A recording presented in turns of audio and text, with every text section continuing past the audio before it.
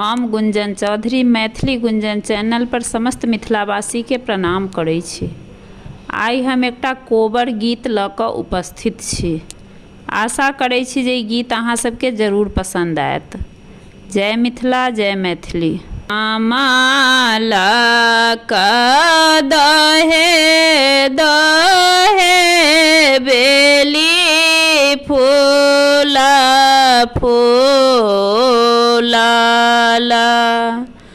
और फूला कचना रहे कमाला दहे दहे बेली फूला फूला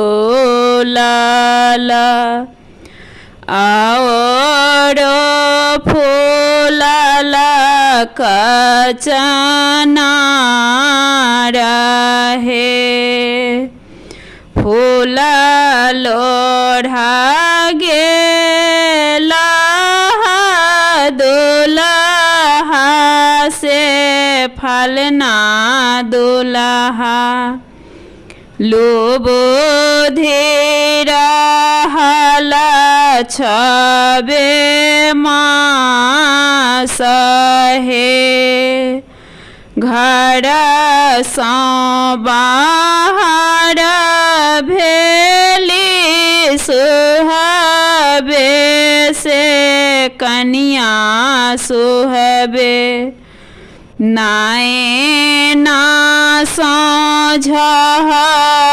झहरानी नो रहे किए मन पड़ल सुहबे माए बाप बहिनी किए मन पड़ल पंडित भाई है नहीं मान पड़ल सासु माए बाप बहिनी नहीं मान पड़ल पंडित भाई है एक मान पड़ल सासु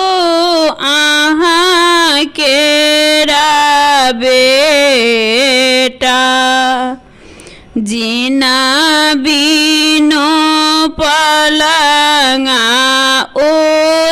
उदास है एक मान पड़ल सासु अहाँ केरा बेटा जिने